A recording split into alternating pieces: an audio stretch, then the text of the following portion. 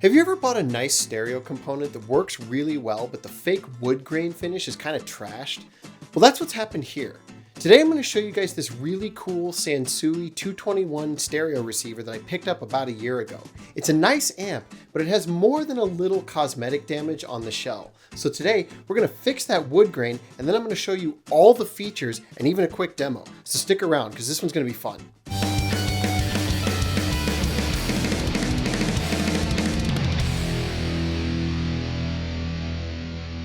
Thank you for coming back, everybody. As you probably already know, I am very particular about the condition of stuff that I show on the channel. I don't like talking about anything that doesn't fully work front to back, and I want it to be in great cosmetic shape as well. Now, this Sansui 221 works great, and it sounds even better, but it has some damage to the case and to the face.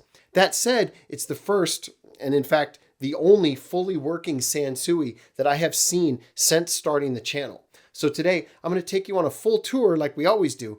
But before I do that, I want to try to fix the case a little bit because this is no good. Now, full disclosure, I'm using the term fix very loosely here. What I'm going to show you is a $10 solution that can be done in a couple of minutes. Hopefully it doesn't look like a $10 solution, but I'll let you guys be the judge of that. What I plan to use is this contact paper. It's meant for countertops, cabinets, and other things that get a decent amount of regular use. Let's say at least more than the shell of an old stereo receiver would normally get.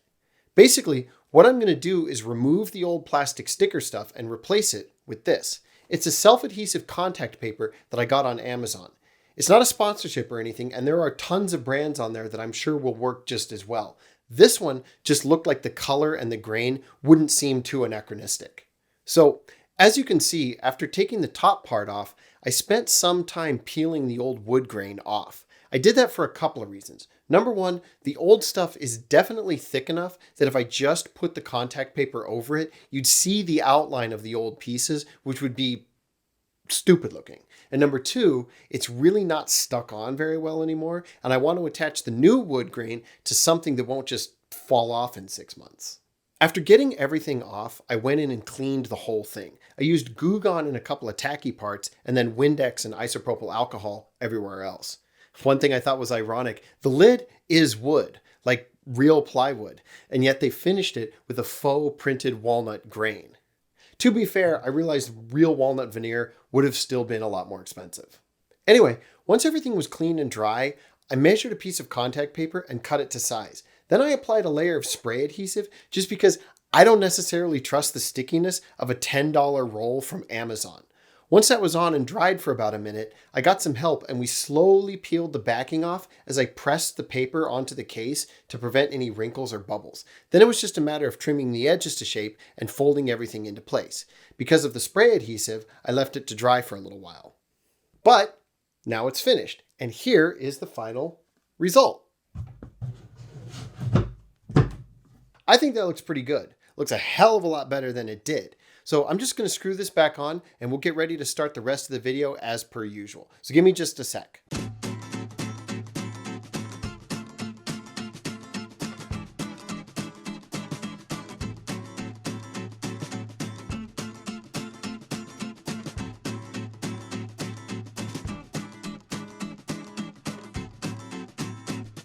Ta-da!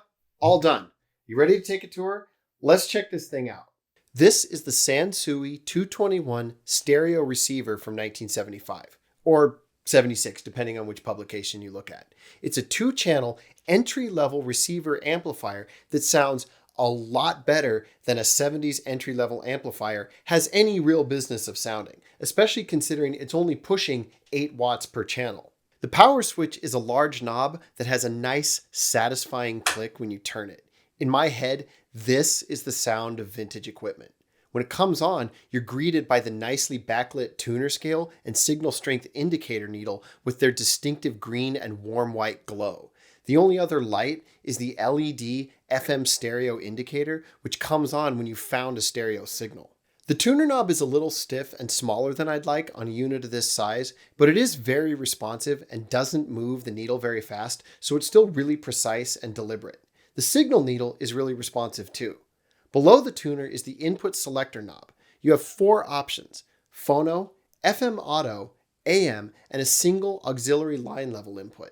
As the selector knob implies, this unit has a built-in phono preamp, so your magnetic cartridge turntable can connect directly to it without any intermediary hardware. That's pretty normal for any decent amp from this era, since vinyl records were still the standard and most decent turntables had magnetic cartridges rather than ceramic.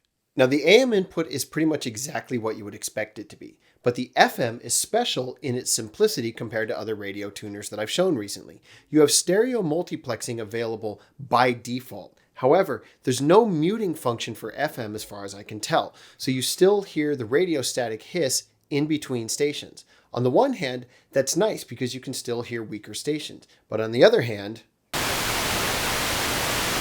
now over to the left of the selector knob are 3 square black buttons. Those are labeled loudness, mono, and tape monitor. Now when I said there were only 4 inputs, that's a little bit of a fib because that tape monitor button also engages an additional input that's meant to attach to a tape recorder of some kind. That would most likely be a reel-to-reel or a compact cassette, or an 8-track recorder if you're really cool. It interrupts the playback of whatever the selector is set to and outputs its own signal to the speakers. That's how you would listen to your tape machine. For first timers, keep in mind whatever the selector switch is on is what will be sent to the tape recorder, and it's always on even if the tape monitor button is off. So your tape machine is always getting a signal from this machine anytime that it's powered on. The mono button basically sums the signal and plays the same thing in both speakers. Mono is short for monaural. We saw that in the realistic STA77 receiver a few videos ago. Take note, this button also disengages the stereo multiplexing when you have FM auto selected. Finally, you have your loudness button. Like I've mentioned in earlier videos, this boosts your bass and treble in an attempt to compensate for what the human ear is less sensitive to at low volumes. I can't speak to the accuracy of that assertion, but I can tell you I like the sound better when that button is engaged. But then I should probably admit that my hearing is completely shot after years of concerts and running a loud coil type tattoo machine a foot from my head 5 days a week. So, take that for what it's worth, I suppose. Your volume knob is the same standard machined knob as the power and selector knob, and they've printed a nice 0 through 10 scale on the face with it. Then you have the 3 standard controls you find on almost any amp: the bass, the treble, and the left and right balance. The thing that's important to point out here is that none of these 4 knobs have any effect on the signal that goes to the tape recorder. They only control the speaker output and the 1/4-inch headphone jack. This thing is really cool. I'm sad the face has some cosmetic damage that I can't really fix, but I still think it's a great looking little receiver. But let's check the back out because it's still got a couple of quirks that I'd like to show you. The whole back is recessed into the case, which I have to be honest is a really nice feature. Most of the time you have to be careful about pushing your components too close to the wall so you don't jam up the wires, but the Sansui engineers actually thought about that and they recessed it. Thank you, Sansui. I appreciate that. It's also important to note though, you don't want to push it all the way against the wall because that's where the ventilation is and you still need the airflow. Despite being a budget receiver, they've included both RCA and a DIN connector for your tape connection. It's nice to have options. Next to the tape inputs are the connectors for the AM and FM antennas. These are only bare wire connections, no coaxial or spade connectors. And next to those are your speaker hookups. Again, these are just for bare wires. You just push down on the top button and insert the wire and let it go. It holds on pretty tight. The last little feature on the back is a pair of plugs. One of them is an unswitched outlet that is always powered as long as the machine is plugged in. The other is a 50 watt max switched plug that is only powered when the machine is on. That's potentially useful in a lot of ways, like controlling other components and so on, but I also feel like it would be nice to have a little desk lamp that comes on when you turn on the amp. I feel like that would be perfect for lighting up your turntable. Okay, so we've seen everything that this thing does. Let's open it up one more time and take a peek inside because it wouldn't be one of my videos if we didn't. And then I'm going to do a demo so you can hear this thing.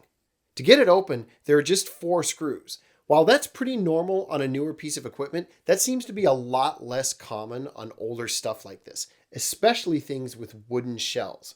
What's different here is that they use these brown plastic grommets for the screws. Once those are out, the wooden shell comes right off. Conveniently, the potentiometers are easily accessible with the shell off. Might as well hit them with some contact cleaner while we're in there. However, the star of the show is the massive STK013 amplifier chip that's stuck to this giant aluminum heatsink. And look, it's the variable capacitor for the radio. Those things are always satisfying to watch as they turn.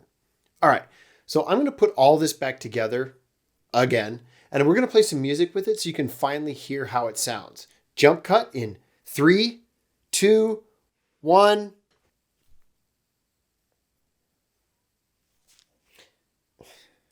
I'm going to have to check the settings on this thing, but everything's hooked up and it's ready. Enough waiting. Let's hear it.